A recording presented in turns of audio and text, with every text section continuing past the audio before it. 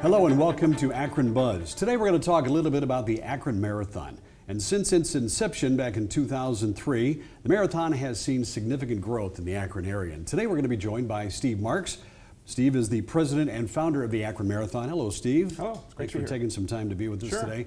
So let me start out. We were just kind of talking about how we said its inception was in 2003, but there was some lead up time to that. How did the idea for this marathon come about? Since you were the spearhead. Well, right. I've always run in marathons growing up, and I always wondered why Akron never had its own marathon. And if you look at the barriers to entry of a marathon, it's really not too complex. You need to have government support, you need to have community support, and then you need to have money. Right. And so, Family Foundation, decided to fund this. And I ended up talking to the city of Akron, and before you know it, I was in charge of a marathon with absolutely no experience. They just said, go, run with this. Right. But we spent a lot of time planning for this because we didn't have a timetable we had to start with. So we did a lot of benchmarking with the Cincinnati Marathon, the Pittsburgh Marathon. We brought a volunteer team in, we brought staff in, so we had the luxury of time to build up to it. And the first race was in 2003, but we started really in 1999, 2000, getting ready for this, and had a You great examined launch. other cities and their marathons, kind of a template, so to speak. Exactly. We sent a team to the Pittsburgh Marathon. We sent a team to the Cincinnati Marathon. They're not competitors of our race because they're in the spring. So we could actually see how they ran things. We were on the lead vehicles. We had people shadow other people. So we had the experience.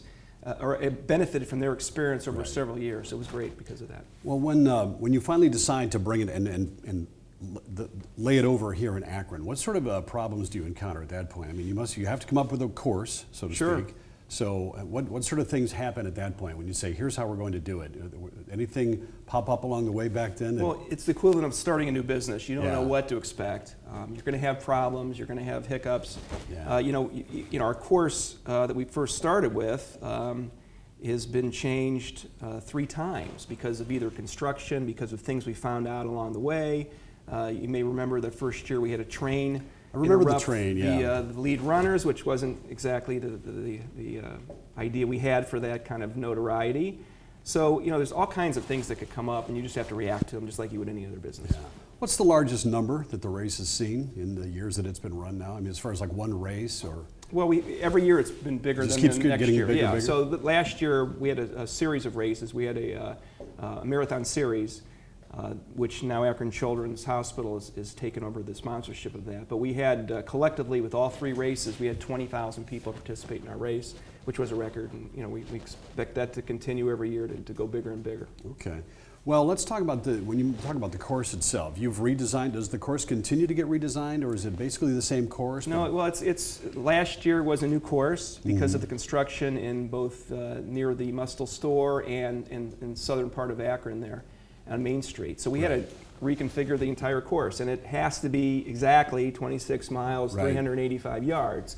So you're out there with your tape measures and everything, but right down to the last inch. Absolutely, rulers and everything. Actually, I mean, it is a science how you do it, but and it takes, and it's you don't want the elevation to be too unwieldy. So you have to be very careful about how you design a course. You want people to be happy about it, and it has to go through. We want it to go through the most people can see it through the right neighborhoods, and so we're very mindful of that as well. When you talk about the course being unwieldy, that it kind of also baffles me how people go in and design a golf course. They can take an area of land and design a golf course. So you have to sort of have the same sort of mindset, I would guess, right? And we want to be in the city of Akron. Right. You want to stay in the city. You want to keep, okay, we'll give them a nice flat spot here where they can sort of regroup a little bit. Then we're going to make it tough on them. Then it's a little easier. Is that kind of? Yeah, as you know, it's impossible to be completely level in Akron. Right, so you're mindful of that. You're mindful of what's the most people if they can see the race.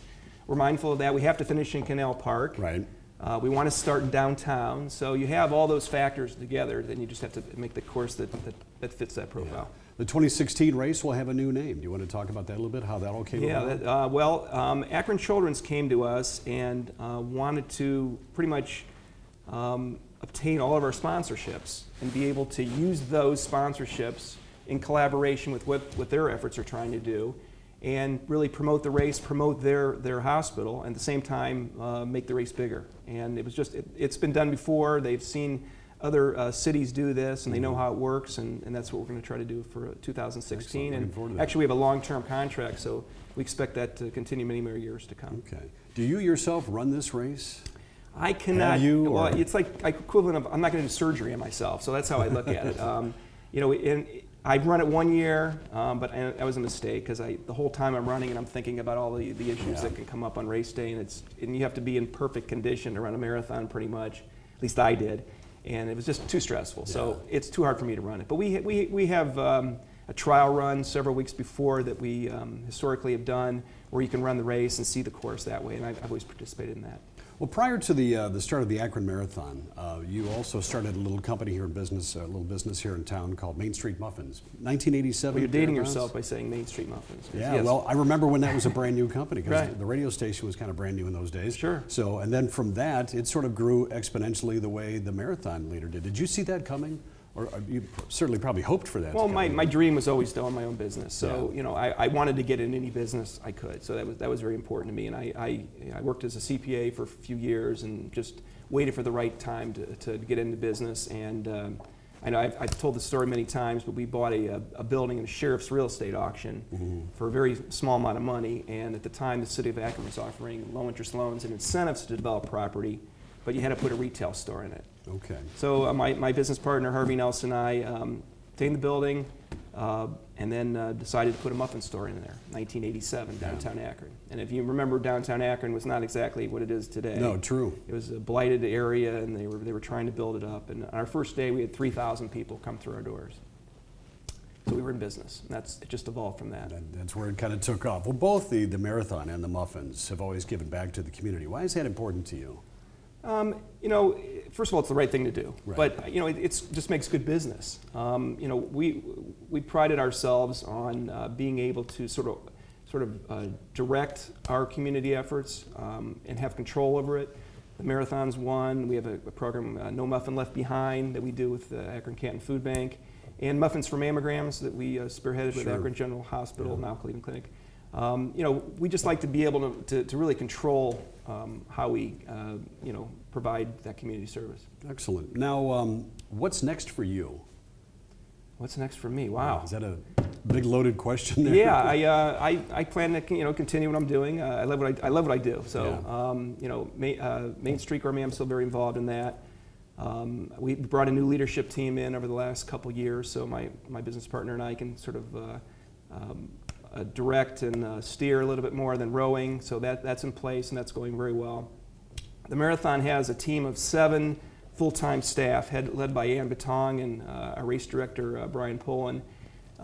They, you know, work every day. A lot of people don't realize that the marathon is a year-round endeavor. Yeah. I mean, they're working very hard right now on next year's race, and we're here in November. So they take a lot of stress off me. We have a great board, and so, you know, I plan to continue what I'm doing for a while. Okay. Well, anyway. Well, as we wrap this up, if someone's watching, I know a lot of people like to volunteer. Your organization takes volunteers. How could they get in touch with, if they want to volunteer at the marathon? Yeah, akronmarathon.org. You can pretty much see next year's races and how to volunteer, how to participate, and it's a lot of information. Great. Thank you very much. Steve, Thanks, our Tim. guest has been Steve Marks today, talking about the marathon and other things here in Akron, and we appreciate you looking in. We'll see you again next time.